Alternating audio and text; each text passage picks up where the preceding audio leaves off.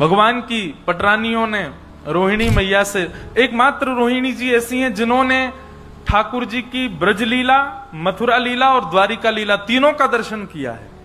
एक दिन भगवान की सब पटरानियों ने रोहिणी मैया से कहा कि हमको ब्रज लीला सुनाओ।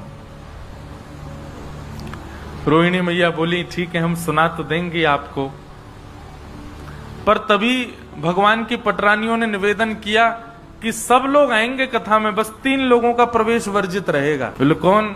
बोले सबसे पहले तो बलराम जी, वो नहीं आएंगे कथा में। रोहिणी मैया बोली, बोले हमारो ही लाला, वा कोई रोक दोगे हैं? बोले मैया वाकई पीछे कारण है, हम सब बहू हैं, वो हमारे जेठ जी हैं। अब जेठ जी आकर के बैठ जाएंगे तो बहू स्वच्छंद कथा कैसे सुने?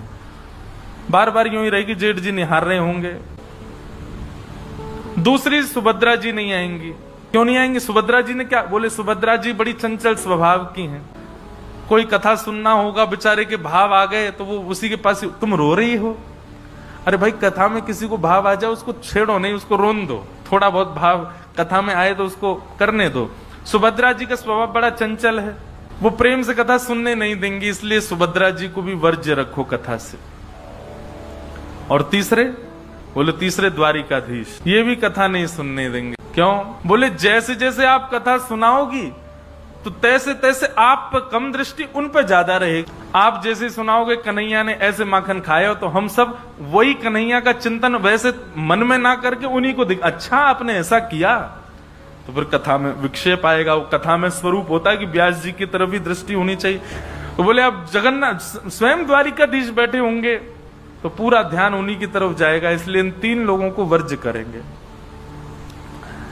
रोहिणी मैया बोली तुम द्वारिका में बैठी हो और द्वारिका में इन तीनों का ही राज है, और इन तीनों को ही तुम कथा से रोकना चाहती हो, कैसे होगा ये?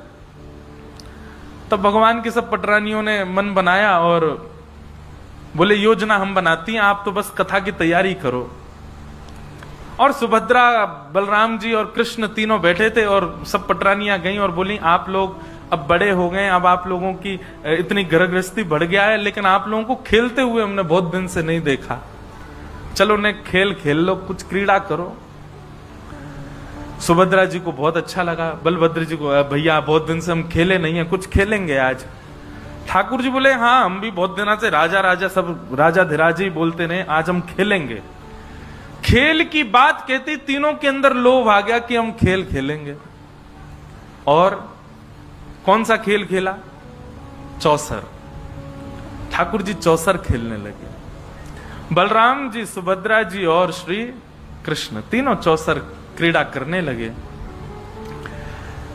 क्रीड़ा जैसी चल रही थी तो बीच बीच में तो खूब आनंद हो रहा था, इतने तन्मय हो गए क्रीड़ा में, तभी सब पटरानियों ने कहा अब ये खेलने में व्यस्त हैं, चलो यहां से अब कथा सुनेंगे जाकर के। जैसे तीनों व्यस्त हो गए, सब पटरानियां जाकर के वहां कथा सुनने लगी। यहां क्रीड़ा करते करते सुभद्रा जी, चंचल है ना उनका स्वभाव, सुभद्रा जी बोली सबरी भाभी कहां चली गई? भैया दाल में कुछ काला है, ये हम सबको खेल में बैठा के सबरी भाज गई, एक भी नहीं है यहाँ पे। ठाकुर जी बोले दाल में कुछ नहीं, पूरी दाल ही काली लग रही है हमें तो, जल्दी चलो। और तीनों महाराज ढूंढने लगे कहां हैं सब। ढूंढते ढूंढते तभी ऐसा एक सभागृह था, उस सभागृह में जैसे ही भीतर प्रवेश किया, सामने आसन पर भावावेश में श्री रोहिणी मैया विराजमान है और रुक्मणी आदि 16,108 पटरानियां भगवान की बैठी हैं, सबके नेत्र बंद हैं, बाल कृष्ण प्रभु की बाल लीला का दर्शन कर रहे हैं, श्रवण कर रहे हैं।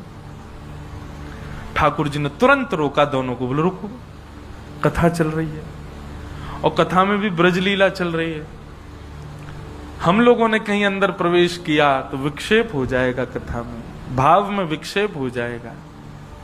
ठाकुर जी पीछे ही खड़े हो गए, दूर ही खड़े हो गए, वही खड़े खड़े सुनने लगे अपनी लीला।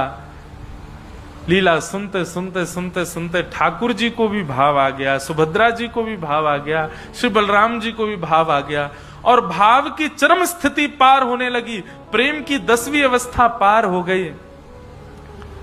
और ब्रजवासियों की याद में बलराम जी और सुभद्रा जी, बलराम जी और ठाकुर जी दोनों की भुजाएं खड़ी हो गई, मानो कथा सुनते सुनते ऐसा लग रहा हो कि सामने नंद बाबा खड़े हैं, यशोदा मैया खड़ी हैं, सब ब्रजवासी खड़े, अरे कोई इनको दूर मत रखो, हमारे पास ले आओ, हमारे हृदय से लगा दो।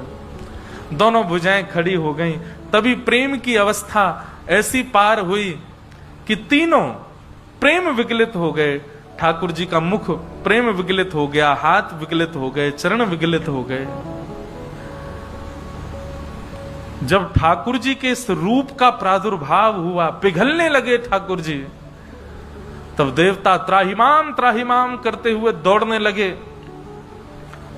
ब्रह्मा जी से जाकर के कहा कि कुछ करिए भगवान, ठाकुर जी नहीं तो देखिए अभी अभी जलाशय जल के भांति हो जाएंगे ठाकुर जी। तो ब्रह्मा जी ने कहा जब कथा में विक्षेप भगवान नहीं डाल रहे तो हम डालेंगे तो ठाकुर जी हमको शाप दे देंगे। कथा में विक्षेप डाल नहीं सकते तो क्या करें? बोले कोई कथा का रसिक जन ही जाकर के इसको संभाल सकता है। तब श्री नारद जी को भेजा गया।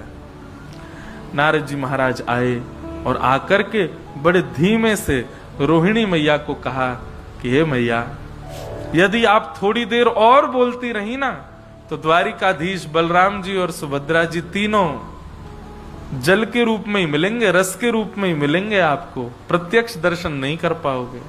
रोहिणी मैया ने सामने देखा, तीनों पिघल गए हैं, मुख पिघल गया, हाथ पिघल गए, पैर पिघल गए, वहीं कथा को रोक दिया।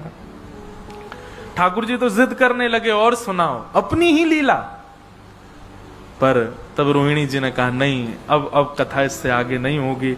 लेकिन नारद जी ने जाकर के प्रणाम किया और प्रणाम करते हुए महाप्रभु जी से प्रार्थना की, भगवान आपके स्वरूप की बलि बलि जाऊं, बस अनुग्रह इतना कर दीजिए। अभी तो आप अपने पूर्ण रूप में आ जाइए, अभी तो लीला चल रही है, परंतु इस रूप को कलयुग के लोगों को प्रेम की अवस्था समझाने के लिए, कथा की महिमा बताने के लिए,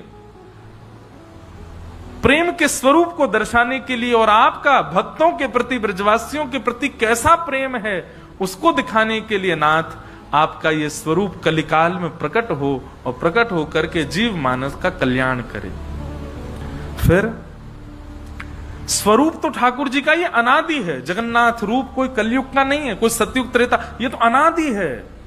इसका कोई एक भाव नहीं कि उसी युग का है, अनंत है जगन्नाथ भगवान का स्वरूप। लेकिन कलयुग में मेरे और आपके ऊपर कृपा करने के लिए, इंद्रद्युम्न राजा पर अनुग्रह करने के लिए भगवान प्रथम तो नील माधव के रूप में आए और फिर नील माधव रूप से अंतर ध्यान होकर के इंद्रद्युम्न राजा पर कृपा करने के लिए भगवान दारू ब्रह्म श्री जगन्नाथ के रूप में, वही स्वरूप जो द्वारिका में कथा सुनते सुनते प्रकट हुआ था, वही स्वरूप यहां व्यवस्थित हुआ। बोलो जगन्नाथ।